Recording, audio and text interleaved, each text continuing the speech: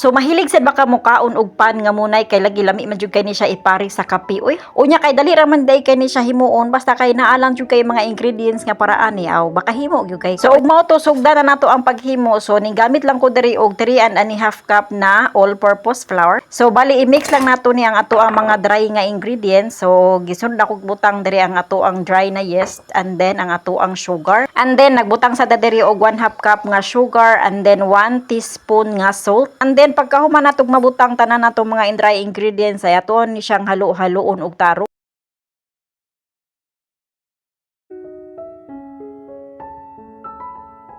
And then pagkahuman diri sa lain nga bowl atong gibutang diri ang ato ang 1 cup nga warm milk and then ang ato ang 1/4 cup nga cooking oil ug ato ang 1 nga egg. And then ato lang ni siyang haloon og tarong guys. Kay na mix naman nato ni og tarong ato aday gibutang diri ang ato ang dry na ingredients.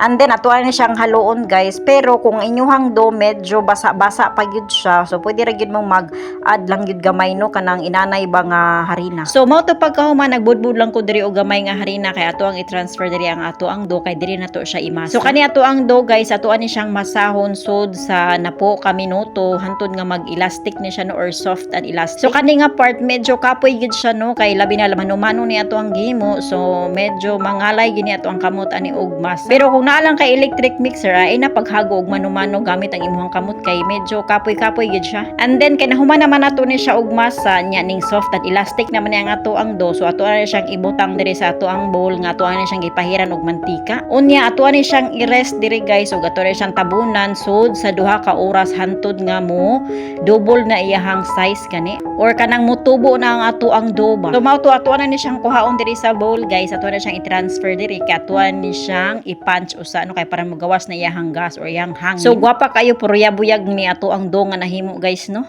Mao na ang kung ikaw ganahan ka mo himo og munay aw paghimo na lang gyud kay sayon na gyud kay ni siya himuon. And then pagkahuman ato lang day ni siyang tungaon. So bali nakahimo gyud ko ani og mga 16 ka buok guys. So ubay-ubay sa gyud nino ang ato ang nahimo. So kani akong gihimo nga pan guys, so pang konsumo ra ni namo dili ni siya pang baligya. Mao nang wala ko nagmind ani kung gagmay ba ni nga pagkahiwa ako or dagko ra ba ni. Kay lagi kay kamera may mukaon ani no. So di na ta magmind kung unsa nakadako nang ato ang gihimo. So mo to ato ani siyang gihiwa sa 8 equal parts ang ato ang do. So bali 16 ka buok gyud ang ato ang nahimo ani no. So dili kayo siya dagko, dili pud siya kaayo gagmay ni ako ang nahimo nga kanang munay guys.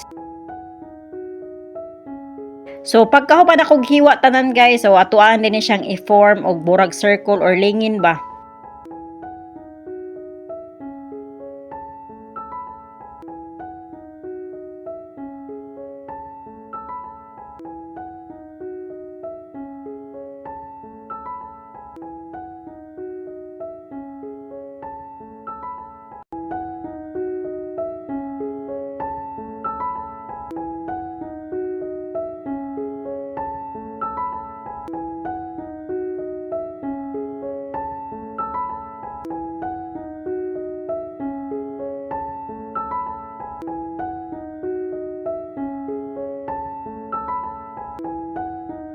Kay nahuman naman akong porma tanan og lingin ni ato ang do. So ato ana ni siyang hiwaan sa tunga guys. Kay lagi mo ni timailhan nga munay giday ni imuhang giluto kay naay liki sa tunga. Makahinumdum lang gyud ko nga sa una magyuni paborito namo no nga ipares og kape ba labi na gyud kanang ting-uwan-uwan ba nya wala kay kwarta so mangutang ta dito sa tindahan. Tag 5 ang usaan ni or kanang ang uban 5.20 ang baligya ni sa tindahan. So lami man sa jud kaayo ni siya ipares sa kape no ito tuslo og kape ba. Kunang nakahimo gyud kog munay ron kay gimingaw masad gyud ko tinuod og munay. Ato lang sa ni siyang kanang tabunan kay ato sa ni siyang papahuwayon og another 30 minutes. So samtang nagpahuway pa to siya 30 minutes guys ianda mo sa nato diri ang ato ang igwash. Ato ang gigamit diri guys 2 tablespoons of kanang milk and then ang ato ang usa ka itlog. Nindot man gyud kayo ato ni siyang pahiran ang ato ang munay ani kay para pud mo gwapa tan-awon og mo shiny ba. So mao to kay nahuman naman ang 30 minutes guys. So ming mao na ni ning tubo na ni ang ato ang munay. So ato na siyang isa-isahon og brush ani ato ang igwash hantod sa mahurot na gini sa tanan og og brush no. And pagkahuman nato ni og brush tanan guys, ato adin ni siyang i-bake sa oven sod sa 25 minutes sa 180 degrees Celsius. So kailangan day guys nga gipainit nyo daan ang inyong oven usa nato ni siya isod no. Og after 25 minutes guys, tuara naluto na gyud ang ato ang lamian kaayo nga munay. Actually guys, gabiin ni nako siya giluto. Kay lagi ang ako ang plano inig kabuntag ni nato siya kauno no. Kay lagi pan is life diri guys. So di na ta kailangan mo palit. O grabe ato siya gitilawan guys. O grabe ka lamian sa ato ang munay nga nahimo guys. Oy, o grabe.